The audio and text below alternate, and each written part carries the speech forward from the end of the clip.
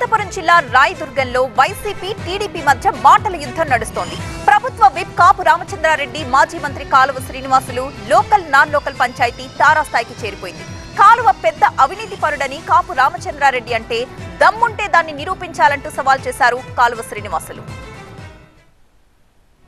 ఏపీలో అసెంబ్లీ ఎన్నికలకు సమయం దగ్గర పడుతుండటంతో రాజకీయాలు హీటెక్కుతున్నాయి. అధికార ప్రతిపక్ష నేతలు ఒకరిపై ఒకరు ఆరోపణలు ప్రత్యారోపణలతో రెచ్చిపోతున్నారు. తాజాగా అనంతపురం జిల్లా రాయదుర్గం నియోజకవర్గంలో టీడీపీ, వైసీపీ నేతలు ఒకరినొకరు టార్గెట్ చేసుకున్నారు. 14 ఏళ్ల చంద్రబాబు హయాంలో రాయదుర్గానికి కాల్వ శ్రీనివాసులు ఏం చేశారో చర్చకు సిద్ధమా అంటూ సవాల్ విసిరారు ప్రభుత్వ విప్ కాపు రామచంద్రారెడ్డి. రాయదుర్గం అభివృద్ధిపై కాల్వ శ్రీనివాసులు అబద్ధాలు చెప్తున్నారని ఆరోపించారు. కరోనా సమయంలో చంద్రబాబు రాష్ట్రం వదిలిపోతే కాల్వ శ్రీనివాసులు రాయదుర్గం నుంచి పారిపోయారని విమర్శించారు కాపు రామచంద్రారెడ్డి. కాల్వ శ్రీనివాసులు గుర్తుపెట్టుకో, 14 సంవత్సరాలు చంద్రబాబు నాయుడు ముఖ్యమంత్రిగా ఉన్నాడు కదా.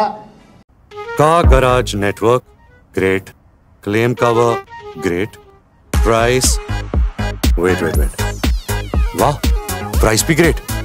Tata AIG car insurance, trusted నామ్, ఫ్యాంటాస్టిక్ నామ్. రాయదుర్గానికి చంద్రబాబు నాయుడు ఏమి చేసినాడో దయచేసి నువ్వు చూపించగలుగుతావా? చంద్రబాబు నాయుడు రాష్ట్రపతులు పెట్టి పరిగెత్తిపోయినాడు. కరోనా టైంలో ఇతను రాయదుర్గం మొదలుపెట్టి పరిగెత్తిపోయినాడు.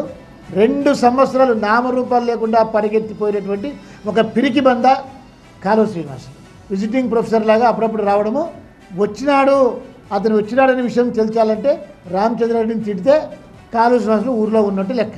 కాపు రామచంద్రారెడ్డి కామెంట్స్ కు కౌంటర్ ఇచ్చారు టీడీపీ నేత, మాజీ మంత్రి కాల్వ శ్రీనివాసులు.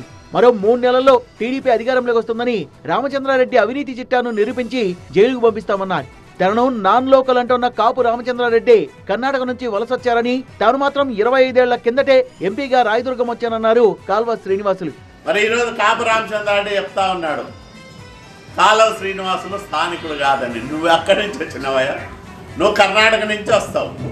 నేను 25 ఏళ్ల కిందటే రాయదుర్గానికి ప్రజాప్రతినిధి. విచారణ చేయించి నీకు దమ్ముంటే, 1 రూపాయి ఎక్కడైనా అవినీతి జరిగిందేమో నిరూపించు.